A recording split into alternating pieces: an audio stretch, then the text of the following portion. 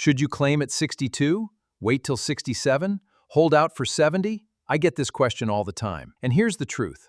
There's no one-size-fits-all answer, but there is a way to figure out what's right for you. So let's break it down, plain and simple. First, the basics. You can start claiming Social Security as early as 62. That's the earliest option. But here's the catch.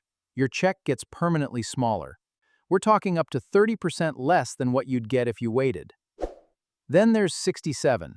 For most folks these days, that's your full retirement age. This is the age where you get 100% of what you've earned. No penalty, no bonus, just your full check. And then there's 70. This is the max wait. Every year you hold off past 60s, your benefit grows by about 8%.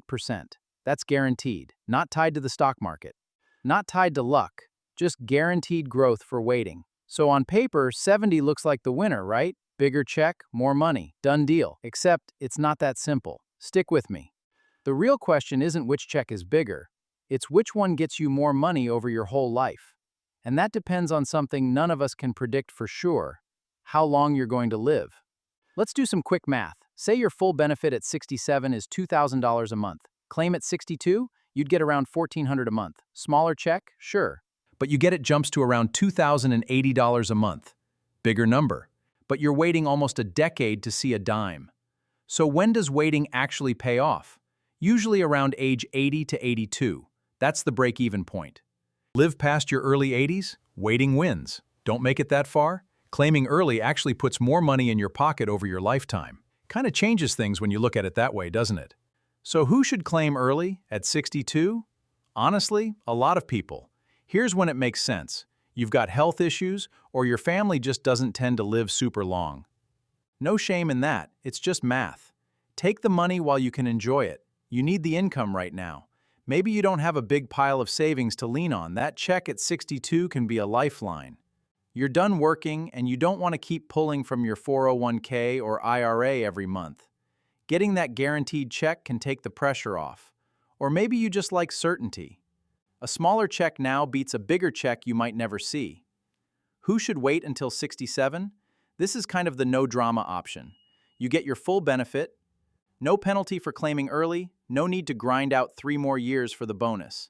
It's a solid pick if you're still working a bit and don't want Social Security to withhold part of your check, which, by the way, can happen if you claim before 67 and you're still earning income. Something a lot of people don't realize until it happens to them. For a lot of folks, 67 is just the safe middle ground. Nothing fancy, just fair. Who should wait it out until 70?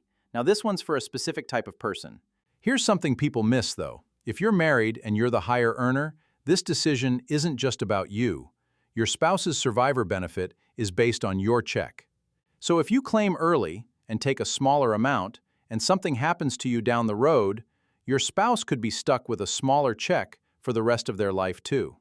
That's a big deal, and it's one of the most overlooked parts of this whole decision. Also, Social Security adjusts for inflation every single bumps down the road too. That compounds over time in a way people don't always think about. So what's the takeaway here? There's no universal right answer. It really comes down to a few things: your health, your family history, whether you're married, and how much other savings you've got to lean on. If you need money now or you're worried about your health, claiming early isn't a bad move. It's just realistic. If you're healthy, your family tends to live a long time, and you've got a spouse counting on your benefit too, waiting could be one of the smartest financial moves you make. And if you're just not sure, 67 is a perfectly good default. And you're not leaving money on the table, and you're not waiting around for years either. Look, this decision feels permanent because, honestly, it kind of is. Once you claim, you can't just undo it. So don't guess. Think about your health, your money, your family, and make the choice that actually fits your life. If this helped you make sense of things, stick around. I break down stuff like this all the time. Real numbers, no fluff, just what you actually need to know before you make a decision you can't take back.